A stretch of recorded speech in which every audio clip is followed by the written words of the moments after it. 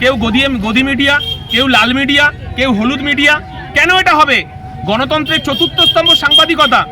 আর নরেন্দ্র মোদীরা দিল্লি থেকে তারা বলেছিল আজকে দিন সবকা সাথ সবকা। 26/3/2025 সাঁকরাইল বিধানসভার অন্তর্গত মাসিলা গ্রাম পঞ্চায়েতের সন্নিকটে ইন্ডিয়ান সেকুলার ফ্রন্ট রাজনৈতিক দল মাসিলা ইসলামী স্কুলের প্রাঙ্গণে একটি বস্ত্র বিতরণ অনুষ্ঠান পালন করিলেন। জাতি, ধর্ম, বর্ণ নির্বিশেষে সকল দুস্থ মানুষদের জন্য এই উদ্যোগ নেওয়া হয়েছে দলের পক্ষ হইতে। এই দিন এই বস্ত্র বিতরণ কর্মসূচি থেকে প্রায় 300 জন অসহায় পরিবারের হাতে বস্ত্র তুলে দিলেন ইন্ডিয়ান সেকুলার ফ্রন্ট রাজনৈতিক দলের কর্মী সমর্থকরা। জানা গিয়েছে মাসিলা গ্রাম পঞ্চায়েতে এই প্রথম বস্ত্র বিতরণ অনুষ্ঠান পালন করলেন আইএসএফ দলের কর্মীরা। এই বস্ত্র বিতরণ অনুষ্ঠানে উপস্থিত ছিলেন ইন্ডিয়ান সেকুলার ফ্রন্ট রাজনৈতিক দলের সাধারণ সম্পাদক বিশ্বজিৎ মাইতি, রাজ্য কমিটির কার্যকরী সভাপতি শামসুর মল্লিক, হাওড়া জেলার নেতা ডক্টর আফতাব মোল্লা, হাওড়া জেলার নেতা নাসির খান, এছাড়া অন্যান্য দলীয় কর্মীরা। এই কর্মসূচিতে এসে রাজ্য ও কেন্দ্রের নানা ইস্যুতে সমালোচনা করেন বিশিষ্ট ব্যক্তিবর্গ ও দলীয় কর্মকর্তারা। एक बात ही बोलूंगा कि आप लोग यहां से जाए और आईएसएफ को अपनी दुआओं में याद। नौशाद सिद्दीकी বলছে মোরা এক বৃন্দে দুইটি কুসুম, হিন্দু মুসলমান, মুসলিম তার নয়নমণি, হিন্দু তাহার প্রাণ।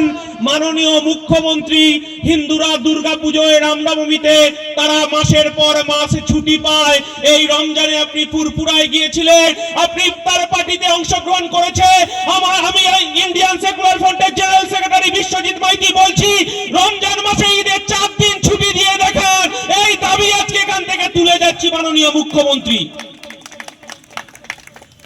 আপনি বোরখা পরুন, আপনি হিজাব পরুন, আপনার ক্যাবিনেট মন্ত্রী শুভেন্দু অধিকারীকে মুসলিম বিরোধী কথা বলতে বলুন। আপনি তার বিরুদ্ধে এফআইআর করবেন না জানি। নওশাদ সিদ্দিকী, বিশ্বজিৎ মাইতি আর আফতাবরা যদি রাস্তায় যদি সাধারণ মানুষের জন্য আর ঈদের 4 দিনের ছুটি ঘোষণার জন্য রাস্তায় নেমে আন্দোলন করে, মাননীয় মুখ্যমন্ত্রী আমি জানি আপনার সাঁকরাইল থানার পুলিশ এসে আমাদেরকে গ্রেফতার করবে।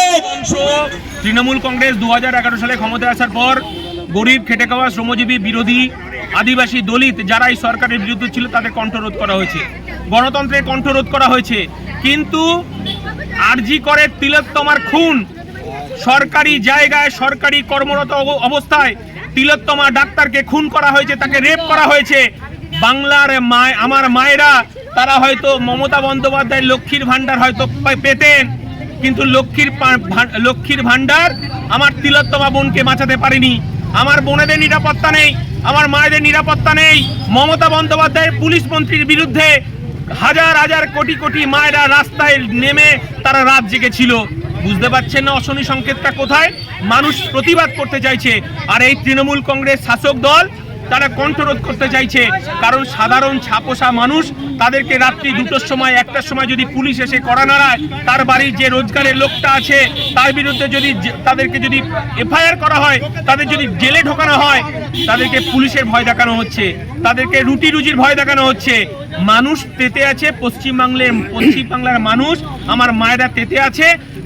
যদি লাইনে দাঁড়িয়ে ভোট দিতে পারে, এই সরকারের পতন অনিবার্য। শুনে রাখুন। আপনার নাম? এটা না বললেও চলে। এই সরকারগুলো যখন ক্ষমতায় আসেনি, গাল ভরা প্রতিশ্রুতি দিয়েছিল। মাননীয় মুখ্যমন্ত্রী তিনি দলতন্ত্র নয় গণতন্ত্রের কথা বলেছিলেন, সব হাতে কাজ চাই, সব পেটে ভাত চাই, শিক্ষার অধিকারের কথা বলেছিলেন, বেকার যুবকের কাজের দাবির কথা বলেছিলেন। কিন্তু ক্ষমতায় আসার পর তিনি দিতে ব্যর্থ হয়েছে।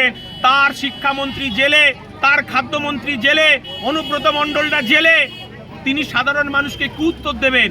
আর নরেন্দ্র মোদীরা দিল্লি থেকে তারা বলেছিল আজকে দিন সবকা সাথ সবকা বিকাশ। যখন তিনি সবকা সাথ সবকা বিকাশ আর জিরো ব্যালেন্সের অ্যাকাউন্টে 15 লক্ষ টাকা দিতে পারলেন না, বছরে বেকারের 2 কোটি চাকরি দিতে পারলেন না, আর মমতা বন্দ্যোপাধ্যায় 2021 সালে বলেছিলেন ডবল চাকরি দিতে পারলেন না, তখন ধর্মের আফিন খাওয়ানোর কাজ চলছে। কারণ ভারতবর্ষের মানুষ সংস্কৃতি প্রেমী মানুষ, ভারতবর্ষের মানুষ ধর্ম আচরণের মানুষ। তাদের যদি ধর্মে লাগিয়ে দেওয়া যায়, তাদের জাত পাত, তাদের খাওয়া দাওয়া, তাদের চাকরি বাকরি সব ভুলে গিয়ে ধর্মে মেতে থাকবে। তাই আমরা বলতে চাইছি, গরিব মানুষের অধিকারকে পাইয়ে দেওয়ার জন্য আপনারা যারা আছেন সাংবাদিক, তাদেরকে সেই ভূমিকা পালন করতে হবে, মানুষকে বোঝানোর দায়িত্ব নিতে হবে এবং সংবিধানের চতুর্থ স্তম্ভ হচ্ছে সাংবাদিক। আপনাদেরকে দায়িত্ব নিয়ে রাজনীতির ঊর্ধ্বে উঠে কাজ করতে হবে। এটাই ইন্ডিয়ান সেকুলার ফ্রন্টের বার্তা আজকে।